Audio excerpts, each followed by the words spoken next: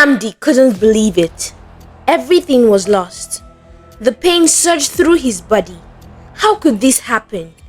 Where would he go from here? His grief knew no bound. "Please, the gods of our land, take this pain away from me," he cried. At that moment, a god heard his cry and decided to help him take his pain away. The village of Umuaga had been at peace for many years. The people farmed their land, sang songs at night, and told stories about the gods.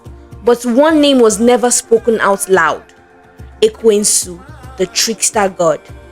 It was said that he loved to test humans. He played games with their minds, making them see things that were not there. Some claimed he could walk among them in disguise. One day, a stranger came. He called himself Obina. He had the look of a man who had traveled far. His robes dusted with the earth of many lands. His eyes held the wisdom of years, yet something about them felt unreadable, like a book with missing pages. "I seek shelter," he said. "A place to rest my head as I've traveled from far, far away." The people of Umuaga were kind, but they were not foolish. They watched him. They listened to his words. At first, Obina seemed ordinary. He walked in the fields with the men. He helped the women fetch water. He played with the children. But then, the strange things began. It started with whispers in the wind, voices speaking words that no one understood. Then, the livestock went missing. The sun turned red with blood at noon. And many children woke up screaming, claiming they saw a man with two faces watching them from the trees. The elders gathered beneath the great Iroko tree. Their voices were low, their faces lined with worry. "Ekwensu is testing us," one elder said. "We must be careful." Chief Nnamdi, a man of strong will and sharper mind, listened but said nothing. He had seen how the villagers' eyes darted toward Obina when they spoke of spirits. That night, when the village slept, Nnamdi went to Obina's hut. Let's pause the story here. Hope you're having a great time. Before we continue the story, let me quickly tell you about an amazing opportunity for our viewers looking to study abroad. Yes, if you're looking to take the next big step to your education, this is for you. Struggling to move abroad or advance your studies at a top university? Feeling lost or overwhelmed by the process? Let StudyGate Canada guide you. StudyGate Canada, created by my husband, a civil engineering master's graduate from the University of British Columbia, one of Canada's top universities, has already helped many others successfully move to Canada and the USA. Now it's your turn.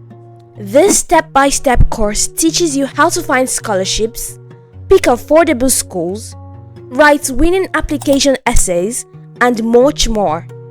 It's one of the most complete guides to studying abroad in countries like Canada, the US, and Australia. And here's the best part. As a viewer, you get an exclusive 40% off with the code StudyGate40, plus free private mentorship after securing admission. Just click the link in the description to get started today. Big thanks to StudyGate Canada for sponsoring this segment. Don't miss this opportunity to make your study abroad dreams a reality. Remember to use our coupon code for a cheaper deal. Now, let's get back to the story as Nnamdi confronts Obina. He found the traveler sitting outside, staring at the moon. His face was calm, too calm, like a man who had seen the end of all things and was unshaken by it. "You have been among us for many moons," Nnamdi said, his voice firm. "But I still do not know who you are." Obina smiled.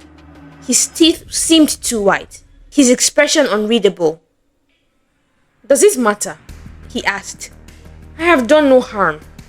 "But harm has followed you," Nnamdi replied. "And the gods do not work unnoticed. If you are Ekwensu," he said, "leave us in peace." Obina chuckled. The sound was light, almost playful. You are wise, Chief. Also, why do people fear me? I do not bring war. I only show the truth. Nnamdi frowned. What truth? His eyes darkened. Obina leaned forward.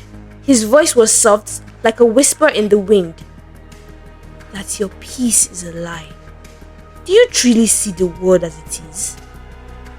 Something about the way he said it made Nnamdi's breath falter. His heart pounded. What do you mean? Come, Obina said. Let me show you. He rose, walking toward the village square. Nnamdi followed, heart pounding against his ribs. The night was too quiet. Not even the insects dared to sing. Obina stopped at the center of the village. His voice was soft, barely above a whisper.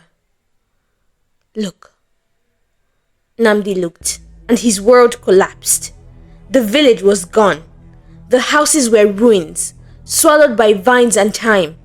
The fields were empty, the land barren. The air smelled of ash and forgotten prayers. And then, the memories rushed in. The war. There was no village. There were no people. He had been alone for years. The raiders had come under the cover of night, their blades dripping with the hunger of conquest. The people of Umuaga had fought. They had lost. The village had burned. The screams had faded. The dead had returned to the earth. But Nnamdi had not. He had wandered the ruins for years, clinging to the shadows of a past that no longer existed. He had spoken to ghosts, eaten from empty bowls, and laughed with voices that belonged to only memory.